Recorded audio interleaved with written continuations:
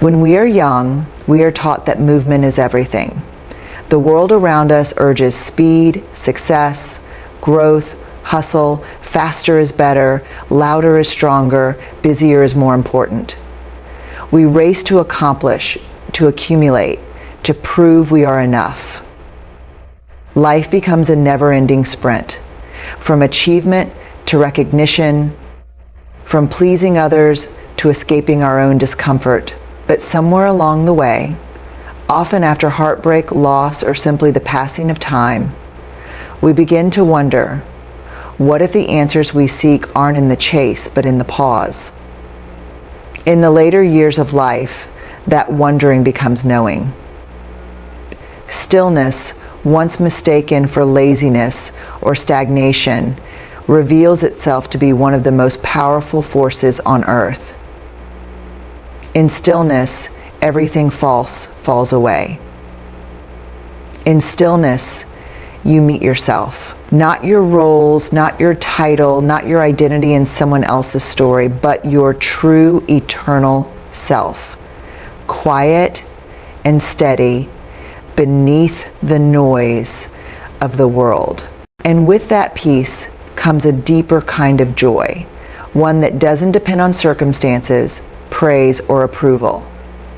It's the joy of sitting by yourself and liking who you are, of walking through the day slowly, not to arrive somewhere, but just to feel the air on your skin, of knowing that the only thing you must protect is the stillness inside you that says, I am whole even when the world is loud.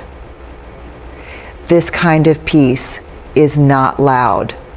Taking your time to get used to the ways you live within you. This kind of peace is not loud.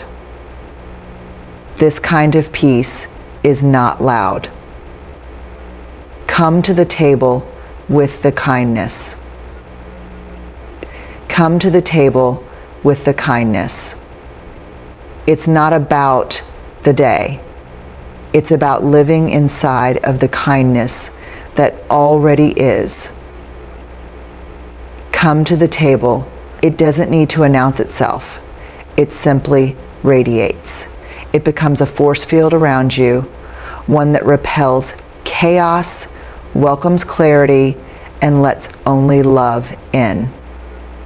And the most beautiful part, once you've tasted this peace, you will never again trade it for noise. You also begin to safeguard your space, not just physically, but emotionally. You surround yourself with softness, people who speak gently, who listen more than they judge, who let you be. You recognize how rare such souls are, and you honor them. You prune your life like a wise gardener, removing what no longer blooms so something quieter, stronger, and truer can grow. You no longer apologize for your boundaries. You no longer fear disappointing others. You stop explaining why you need rest, why you didn't answer the phone, why you said no. You simply honor your needs. Because finally, you believe they matter. You know now that peace is not found in doing everything for everyone. It's found in knowing when to say, this is enough. Where once you might have attended every gathering out of obligation, now you stay home and find joy in silence, in slowness, in simplicity. You trade noise for nourishment, books instead of small talk, nature instead of confrontation, prayers instead of complaints. And in that shift, you start to thrive in your own rhythm, not the frantic pace of the world around you. You stop engaging with gossip, with petty disagreements, with emotional tug-of-war dynamics. You learn to smile and not respond. You let others be right if that keeps them happy, because now peace matters more than victory. You realize that your soul was not made to carry the weight of endless opinions or to perform for people who still haven't learned to love themselves. As the years pass, something shifts deep within. The loud urgency of proving, pleasing, and performing softens. Life slows, but your clarity sharpens. You begin to see with unmistakable simplicity what was always true but often ignored. Your peace is sacred, and protecting it is not selfishness, it is wisdom. You reach an age where the drama that once pulled you in now repels you. You no longer have the desire to argue in circles, chase closure from those who never offered sincerity, or explain your heart to people committed to misunderstanding you. You finally realize not everything deserves a reaction, and not everyone deserves access to your energy. Peace becomes your compass, not attention, not validation, not applause. You no longer enter every door that opens. You ask, does this disturb my peace? If the answer is yes, you walk away without guilt, without explanation. That's the quiet power that only time can teach. You don't owe anyone the disturbance of your inner stillness. With emotional detachment, your inner world grows quieter, more stable. You carry fewer burdens that don't belong to you. You breathe deeper because you're no longer suffocating under the weight of needing to manage everyone else's emotions. And this freedom gives you room to feel the things that truly matter: gratitude, joy, reverence, love that flows without demand. Emotional detachment, then, is not the end of caring. It is the beginning of caring wisely. It is a shift from reaction to reflection, from exhaustion to presence. You begin to live not to prove, but simply to be. And that in itself becomes the most powerful way to exist. We start to respond more slowly, with more pause. We learn the art of letting people misunderstand us. We become okay with not explaining ourselves. We no longer waste time trying to defend our intentions to people committed to misunderstanding them. Our detachment isn't coldness, it's self-respect. We've learned the value of preserving our emotional resources, and we no longer spend them recklessly. And with that comes something else: peace. Not the kind that comes from everything going well, but the kind that comes from knowing you'll be okay, even when it doesn't. You become rooted in yourself. You no longer seek approval to feel worthy. You no longer fear distance, rejection, or silence. You've walked through enough fires to know your soul can't be singed by someone else's opinion. Emotional detachment also frees us from personalizing everything. We no longer interpret every silence as rejection, every disagreement as betrayal, every distance as a reflection of our worth. We realize that most people act from their own wounds, beliefs, and fears, none of which are truly about us. And so, instead of reacting, we observe. Instead of chasing validation, we return to our own center. This detachment also transforms our relationships. We stop trying to control how people see us, stop trying to fix them, stop trying to rescue those who don't want to be saved. We begin to allow people to be who they are, without trying to mold them into who we think they should be. And in doing so, we gift them the space to grow. Or not. But we are no longer responsible for their evolution, only our own. In youth, our emotional landscapes are volatile. We feel everything deeply, immediately, and we believe we must respond to everything with equal intensity. Someone insults us, we defend ourselves. Someone misunderstands us, we chase clarification. Someone withdraws, we panic. We pour ourselves out in endless effort, attempting to secure love, maintain harmony, or prove our goodness. But as we age, we begin to see that most things work themselves out, or fade, without our interference. We begin to see that most things work themselves out, or fade, without our interference. We begin to see that most things work themselves out, or fade without our we learn that silence often carries more power than rebuttals. That walking away is not weakness, but wisdom. That detachment is not indifference, but clarity. Clarity about where to spend our precious energy and where not to. There comes a point in life, not suddenly, but gradually, where the emotional storms that once consumed us lose their grip. The conflicts that once pulled us in like undertows, the need to argue our perspective, the urgency to correct, defend, explain, all of it begins to feel heavy, unnecessary, even absurd. We start to realize that peace is far more valuable than being right. And so, quietly, almost imperceptibly, we begin to detach. But this detachment is not apathy. It is not bitterness. It is not the hardened silence of someone who no longer cares. Rather, it is the measured stillness of someone who has learned that not every battle is worth the energy, that not every conversation is worth continuing, that not every person deserves emotional access to your inner life. This kind of detachment is not a wall, it is a boundary, lovingly and consciously placed. Yet staying in that light reveals something essential. We are whole precisely because of those scars, not in spite of them.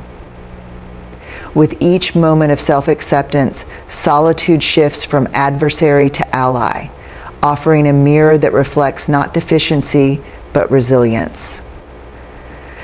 The transition from loneliness to solitude also recalibrates our relationships. When we learn to stand content in our own presence, we approach others without the hunger to have our voids filled. We come to them not as beggars of attention, but as givers of genuine presence. Paradoxically, this self-sufficiency deepens bonds. Friendships rooted in freedom, not need, allow both parties to breathe. Ultimately, solitude becomes a sanctuary where the mind can settle, the spirit can listen, and the heart can expand. It reveals that our deepest companionship is, and always has been, the quiet wisdom within. What felt like an empty room is in fact a vast inner landscape, waiting to be explored with patience and gentle wonder. Solitude also sharpens perception. Without external chatter, senses awaken. The flavor of tea becomes nuanced. The cadence of rainfall gains texture. The everyday breeze feels like a benediction. Such heightened perception stitches us back into the fabric of existence, reminding us that we are participants in the grand unfolding, not spectators left behind. When the universe becomes your companion, physical companions, though still precious, are no longer the sole antidote to emptiness. In solitude, we meet ourselves as we truly are, unarmored by social roles. We notice the beliefs we've outgrown, the judgments that never belonged to us, the neglected dreams trembling for attention. This meeting can be uncomfortable at first, like stepping into a room lit by stark morning sun. Flaws and scars stand out, but avoidance only widens the hollow. When we acknowledge loneliness, when we allow ourselves to feel its raw edges, we open a door to understanding what the heart is truly missing. Not necessarily people, but connection. Connection to purpose, to beauty, to memory, to the vast interior world waiting behind every breath. Once the ache is seen, we can start to repurpose the quiet as fertile ground. Solitude invites curiosity. What forgotten passions can find room here? Perhaps the paintbrush retired decades ago longs for another canvas. The diary hidden in a drawer craves fresh ink. The garden plots deserve one more season of care. These activities do more than occupy time. They weave meaning back into the hours, proving that a day spent alone can still be bursting with life. There is a subtle but profound difference between being alone and being lonely, and that distinction often sharpens with age. Loneliness is an ache, a sense of absence that gnaws at the edges of the heart. Solitude, on the other hand, is presence, an intimate meeting with oneself that can feel as rich as any crowded celebration. Yet society rarely teaches us how to cross the bridge from loneliness to solitude. Instead, it warns us that quiet rooms are perilous, that empty calendars signal failure, that we must keep company to keep relevance. In truth, the opposite can be equally powerful. Learning to inhabit our own company can turn the echoing chambers of old age into halls of profound discovery. Transforming loneliness begins, paradoxically, with admitting its sting. It is tempting to drown the discomfort in distractions, television murmurs, social media scrolls, polite gatherings where conversation hovers safely on the weather, not from fear of rejection, but from fullness of heart. And when you no longer strive to please everyone, you begin to attract the ones who love you for who you are, not for how well you perform. That is the beauty of this stage of life. You don't need to explain why your peace matters. You don't need to exhaust yourself trying to keep the peace outside while you're crumbling inside. You learn that the only real peace is the kind you carry within, and that peace is sacred. You weren't born to be everyone's solution. You weren't put here to be convenient. You were born to live in truth, to grow in wisdom, and to rest in the quiet knowledge that you are enough as you are, not as others need you to be. You stop fearing disapproval. Instead, you return to yourself. You begin to ask, what brings me peace? What feels right in my bones? What honors my truth even if it doesn't please the room? And what you discover is that authenticity is more fulfilling than approval. You may lose people, yes. You may be misunderstood. You may even be called selfish. But what you gain is far greater. Inner alignment, self-respect, quiet joy. When your actions reflect your truth, rather than someone else's preference, you become whole again. You walk through the world not needing applause, but simply existing in integrity. This does not mean you stop caring. It means you care without bending. You love without losing yourself. You support others without abandoning your own needs. You become the kind of person who chooses kindness from strength.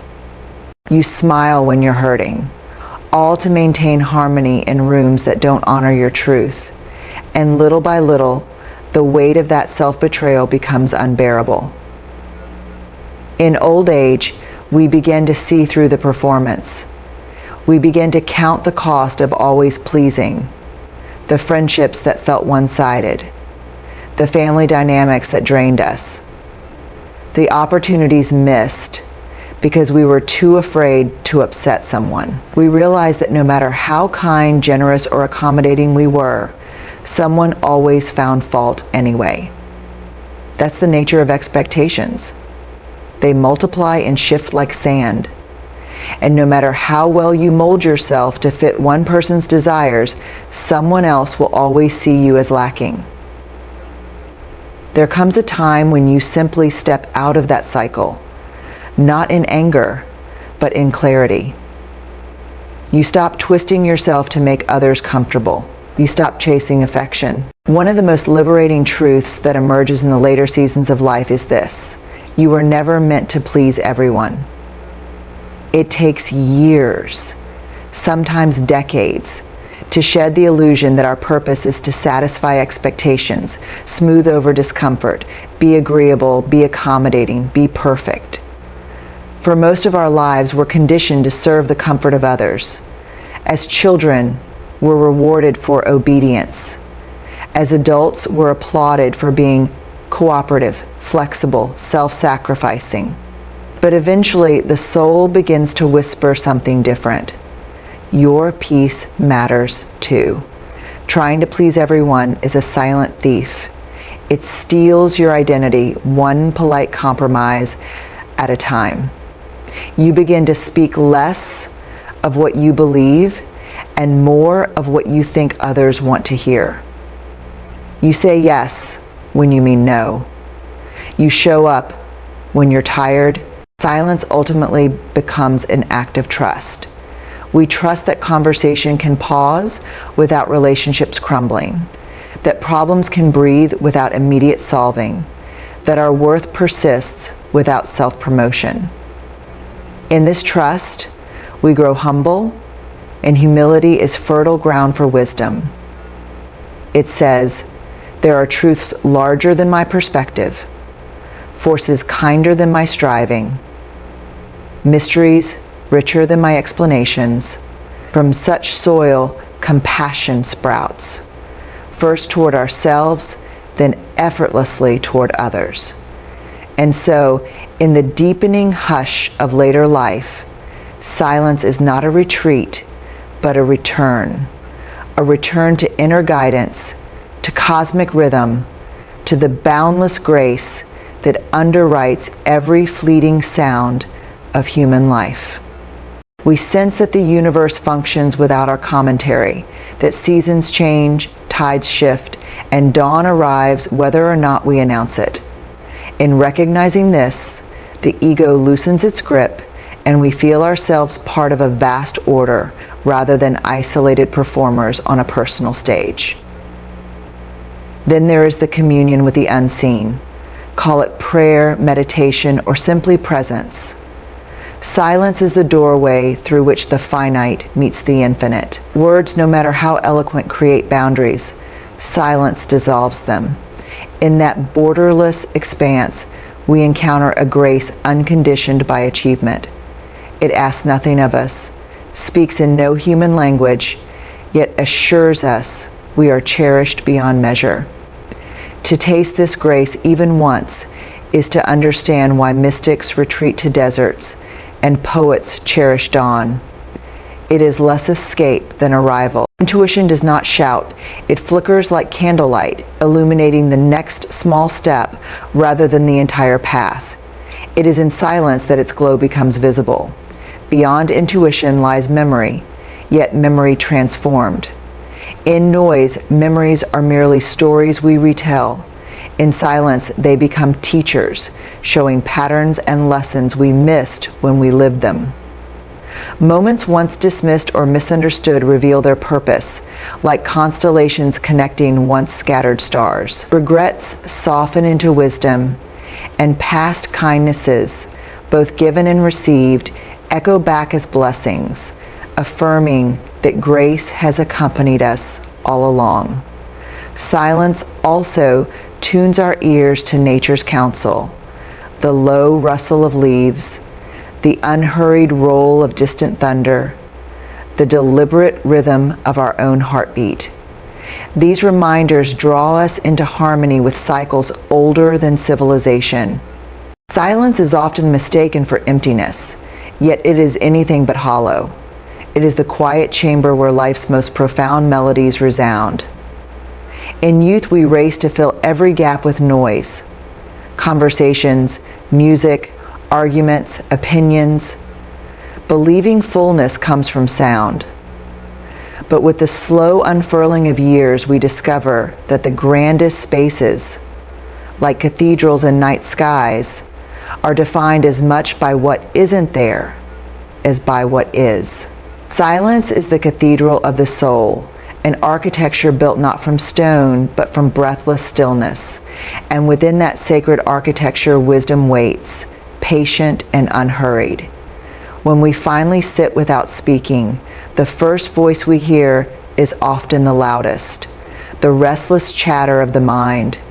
But if we resist the impulse to break the stillness, the mind's bustle subsides and subtler voices emerge. We begin to hear the soft hum of intuition, the ancient, wordless knowledge that preceded every textbook and teacher. And so in our seasoned years, we give ourselves permission to release the invisible chains of explanation and applause. We speak when the soul nudges us to speak, and we fall gracefully silent when words would merely seek affirmation.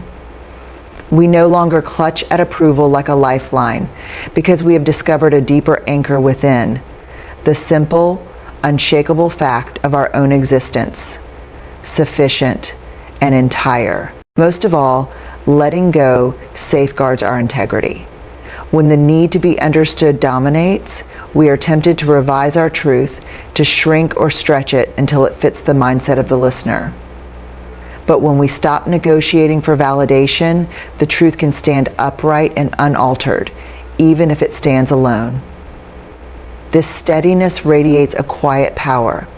Some will sense it and draw nearer. Others will misunderstand and drift away. Both outcomes are acceptable because neither alters who we are. To walk this path requires courage at first, a willingness to feel the uncomfortable silence that follows when we decline to defend our choices one more time. Soon, however, that silence turns from hollow to holy. It becomes a sanctuary where the heart can rest, knowing it has nothing left to prove and nothing left to hide. Here we find a peace that no compliment can inflate and no criticism can puncture. Nor is it our job to collect praise like trophies on a shelf. Praise is as transient as weather, sunny when we please the crowd, stormy when we fail their expectations. Age teaches us that tethering self-worth to such changeable skies leaves us forever exposed. When we detach our value from applause, we step indoors to a place where calm prevails regardless of the forecast, where our worth is measured by inner alignment rather than outer applause. Releasing the hunger for praise also returns time. Time once spent rehearsing arguments, perfecting masks, and replaying conversations to see where we might have won more approval. That reclaimed time can be invested in softer pursuits, tending the small garden outside the kitchen window, rereading novels that once shaped our imagination, rocking a grandchild without hurrying the moment.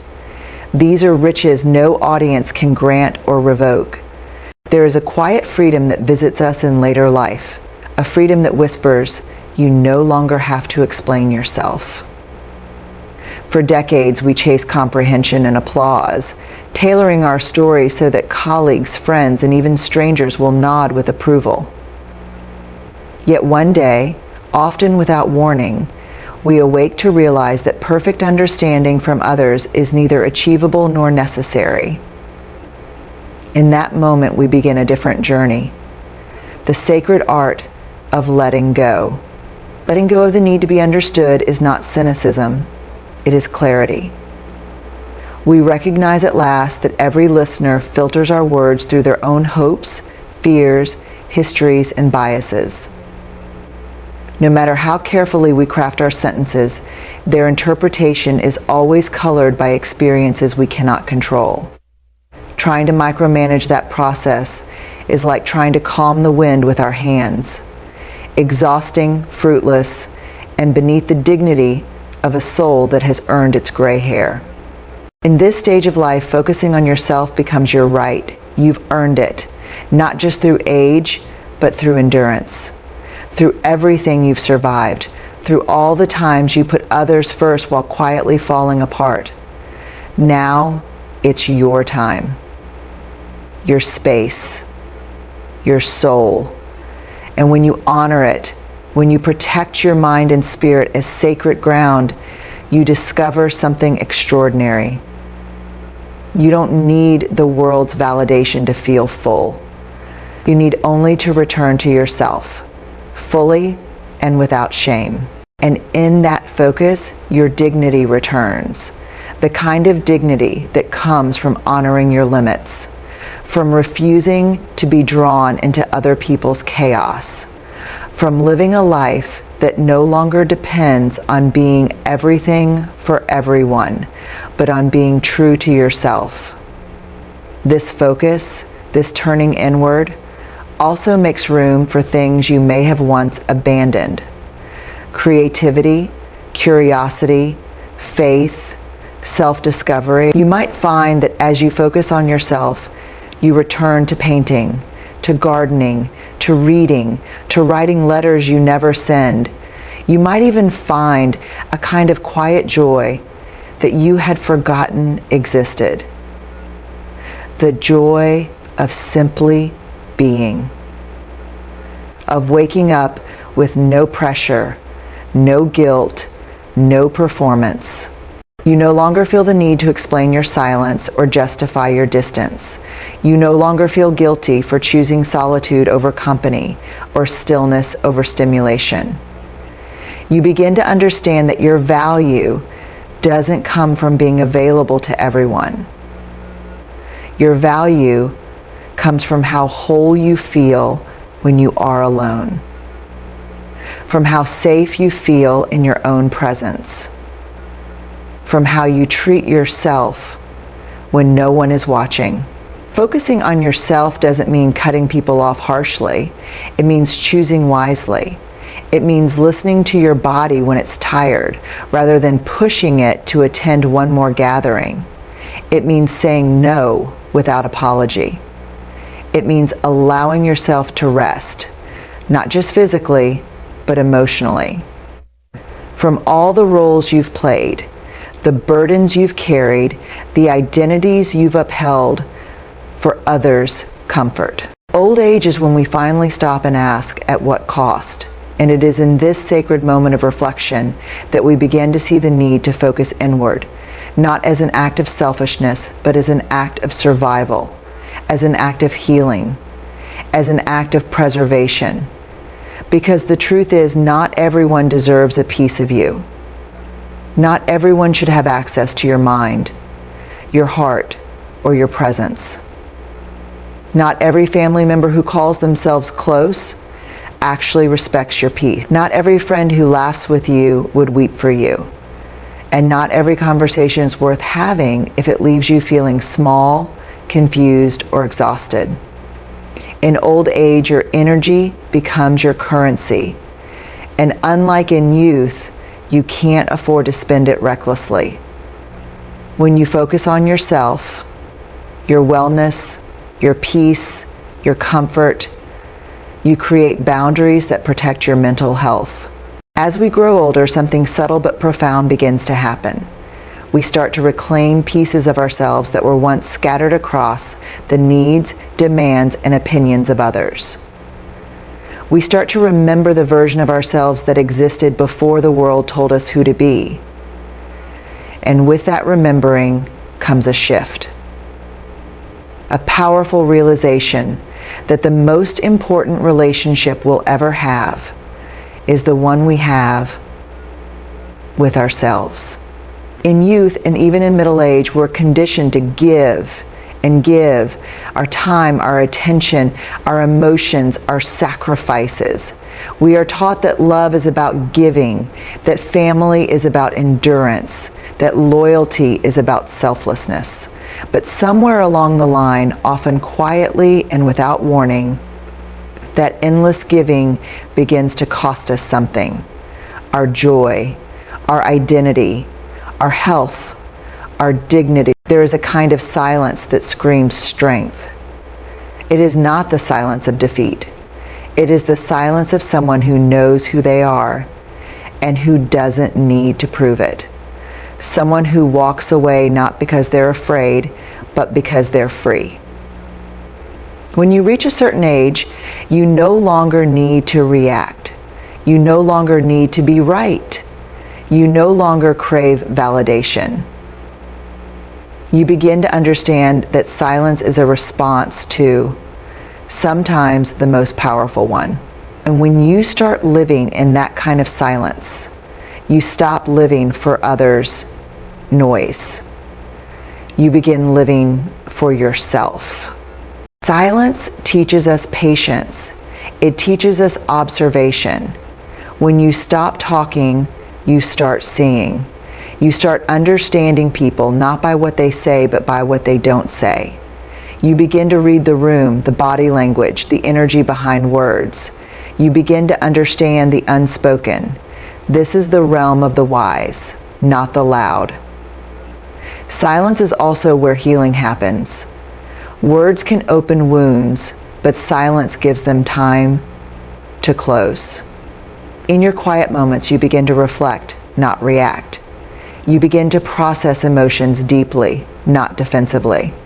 You become a calmer version of yourself, not because the world changed, but because you no longer give it the power to pull you in.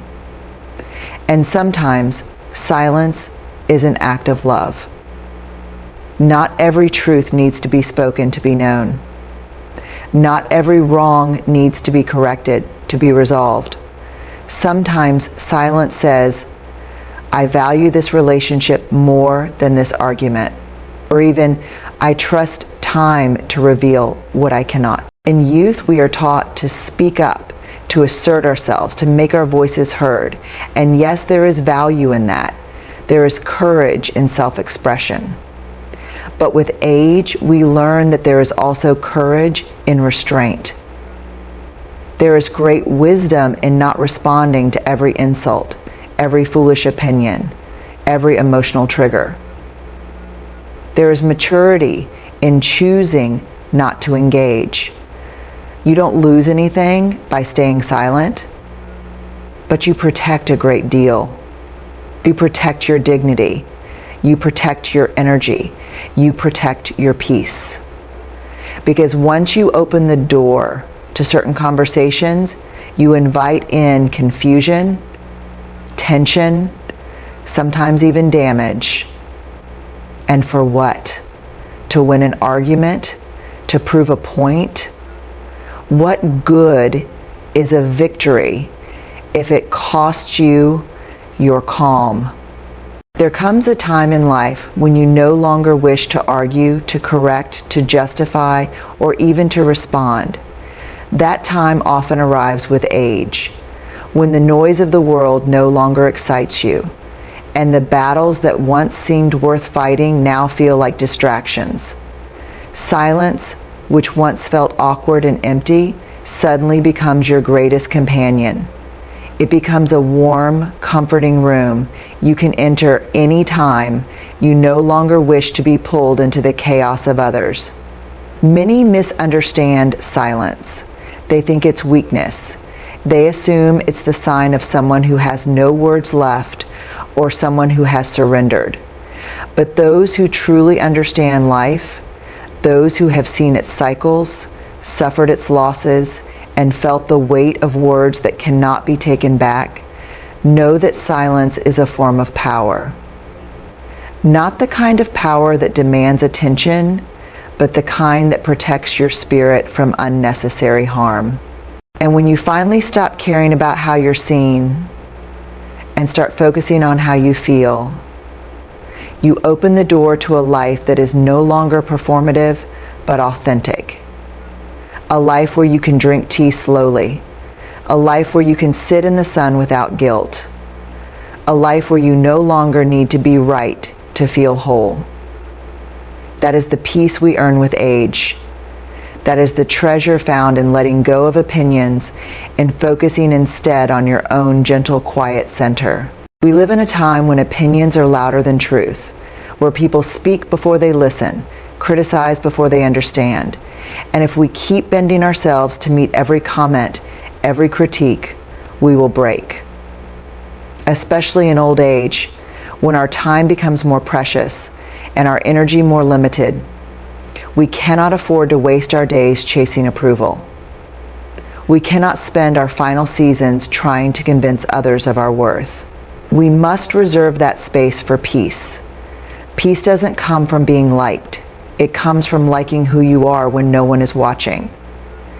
It comes from knowing you've lived, learned, and let go. It comes from waking up and not feeling anxious about how you're perceived, but feeling grateful simply to be alive, to breathe, to exist in your own skin. Aging has a way of stripping away the unnecessary layers of performance. It softens the need to please. It invites us to quiet our minds and notice what truly brings us calm. Not excitement, not attention, but real, steady, undisturbed peace. Inner peace becomes more than just a nice idea. It becomes a necessity, not just for emotional well-being, but for survival. In old age, your world naturally becomes smaller. You no longer have the same circles, the same roles, the same responsibilities that once consumed your time and energy. The outer world shrinks, but the inner world expands if you allow it.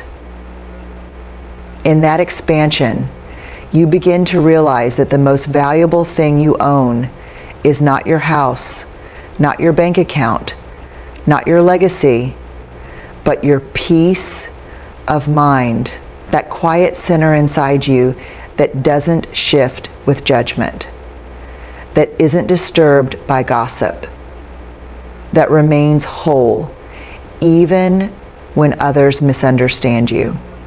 In the early chapters of our lives, we often find ourselves caught in the whirlwind of opinions. From childhood, we are conditioned to seek approval from our parents, from teachers, from peers, from society. We measure our worth by how much applause we receive, how many compliments we gather, how often we are told we're doing the right thing. But as we grow older, as life humbles us through its trials and revelations, we begin to see the hollowness in such validation. We begin to ask ourselves, who decides what is right for me? Who defines my peace?